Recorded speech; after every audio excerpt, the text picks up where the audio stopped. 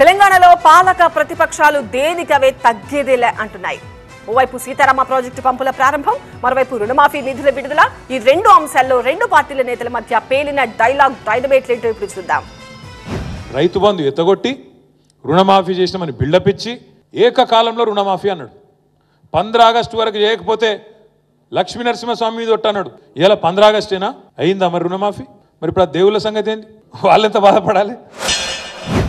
లక్షలాది తెలంగాణ రైతాంగానికి రైతు రుణమాఫీ చేసి తీరుతామని లెక్కలు వేసి అంకెలు కూడి ఎంతమంది అడ్డం పడ్డా, ఎంతమంది కాళ్ళల్లో కట్టె పెట్టాలని చూసినా ఇయాలటికి ఇయాల 18,000 కోట్ల రూపాయలు ఇయాల రైతుల ఖాతాలో మనం వెయ్యడం జరుగుతుంది. 100 రోజుల్లో 600 అయినా అన్ని అమలు చేస్తాను మనం చెప్పమలే. అయినా వాళ్ళు పోయి పొంకనాలు కొట్టేందుకు చెప్పిర్రు, మేము ఇది చేస్తాం అది చేస్తాం, 100 రోజుల్లోనే 6 గ్యారంటీలు అమలు చేస్తాం అని నరికిండ్రు. 100 రోజులు వీకింది. ఇప్పుడు ఎన్ని రోజులు అయినా? 8 నెలలు అంటే 250 రోజులకు వచ్చింది. ఏమీ లేదు, అంతా అవుతుంది. డబ్బాల రాళ్ళే చూపినట్టు లోడ సప్పుడు, కేసీఆర్ని తిట్టుడు, తెల్లారులేస్తే లొల్లి పెట్టుడు, ఏమనంటే అప్పులపాలు చేసిన. ఆర్టీసీలో ఉచిత ప్రయాణం ఇచ్చిన, రాజీవ్ ఆరోగ్యశ్రీ అమలు చేసిన, ప్రతి పేదవాడి ఇంటికి 200 యూనిట్లు ఉచిత కరెంట్ ఇచ్చిన, ప్రతి పేదవాడికి ఇందిరమ్మ ఇల్లు ఇచ్చిన, ఈనాడు రైతు రుణమాఫీ 31,000 కోట్ల రూపాయలు చేసిన, ఇవన్నీ సోనియా గాంధీ గారు ఇచ్చిన గ్యారంటీలు. ఈ గ్యారంటీలను అమలు చేసే బాధ్యత నాది. 420 హామీలు. ఎస్సీ డిక్లరేషన్ వేరు, ఎస్టీ డిక్లరేషన్ వేరు, బీసీ డిక్లరేషన్ వేరు, మహిళా డిక్లరేషన్ వేరు, యూత్ డిక్లరేషన్ వేరు, విద్యార్థి డిక్లరేషన్ వేరు. ఇవన్నీ ఓన్ మీదకెళ్ళి 6 గ్యారంటీలు అని చెప్పి ఆగమాగం చేసి మొత్తానికి అడ్డగోలు కథలు చెప్పి కొంతమందిని, ఎక్కువ మందిని కూడా కాదు, కొంతమంది ప్రజలను సక్సెస్ఫుల్గా మోసం చేయగలిగారు. ఇవాళ ఆయన మాట్లాడుతుండు కాంగ్రెస్ పార్టీ మోసం చేసిందని.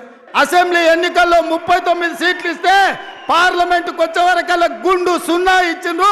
7 ఇట్లలో డిపాజిట్ పోయింది, 17 ఇట్లలో ఓడిపోయిండ్రు. నిజంగానే మీ మాటలు నమ్మితే తెలంగాణ సమాజం మిమ్మల్ని మనుషులుగా చూస్తే మీకు ఒక్క సీట్ అయినా ఇచ్చటోళ్ళు కదా. ఆగస్టు 15వ తేదీలోగా 2 లక్షల రుణమాఫీ ఏకకాలంలో చేయడంతో పాటు 100 రోజుల్లో అమలు చేస్తామన్న 6 గ్యారంటీలను నువ్వు ఖచ్చితంగా అమలు చేస్తా అని చెప్పి నువ్వు ప్రమాణం చేయి, నేను ప్రమాణం చేస్తా. అమలు చేయకపోతే ముఖ్యమంత్రిగా మీరు రాజీనామా చేయండి. ఒకవేళ అమలు చేస్తే ఎమ్మెల్యే పదవికి రాజీనామా చేసి ఉప ఎన్నికల్లో పోటీ చేయకుండా నేను దూరంగా ఉంటాను. ఆనాడు హరీష్ రావు సవాలు విసిరిండు, మీరు రైతు రుణమాఫీ చెయ్యండి, నేను సిద్దిపేట ఎమ్మెల్యేకు రాజీనామా చేస్తా, మళ్ళా ఎన్నికల్లో పోటీ చెయ్యనని. ఇవాళ ఈ వైరాగడ్డ మీద నుంచి ఖమ్మం ప్రజల సమక్షంలో హరీష్ రావు, నీకు సీము నెత్తురుంటే, సిగ్గు లజ్జ ఉంటే రాజీనామా చెయ్యి.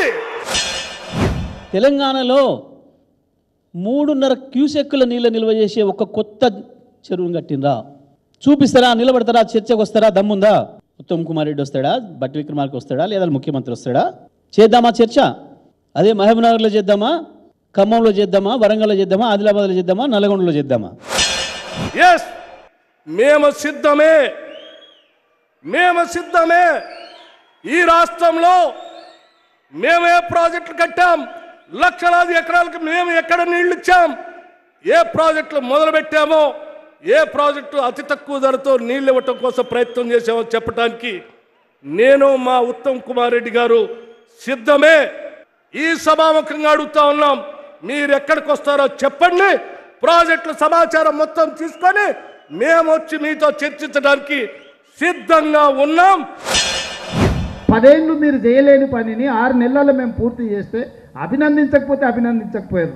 ఎందుకంటే మీ చెత్త బుద్ధి తెలంగాణ ప్రజలకు తెలుసు కాబట్టి చెప్పుతే పలుగొట్టారు మిమ్మల్ని. ఆల్రెడీ తెలంగాణ ప్రజలు గుర్తించారు కాబట్టి అసెంబ్లీలో 39 ఎమ్మెల్యేలు ఇచ్చిన, పార్లమెంట్కి వచ్చే వరకల్లా గుండు 0 ఇచ్చారు.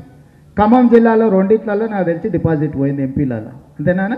డిపాజిట్ లేకుండా ఓడగొట్టిన, సిగ్గు కాకుండా ఇంకా ఆరోపణలు చేసి మనుషులను అవమానించే విధంగా ఎందుకు మాట్లాడుతున్నారు మీరు?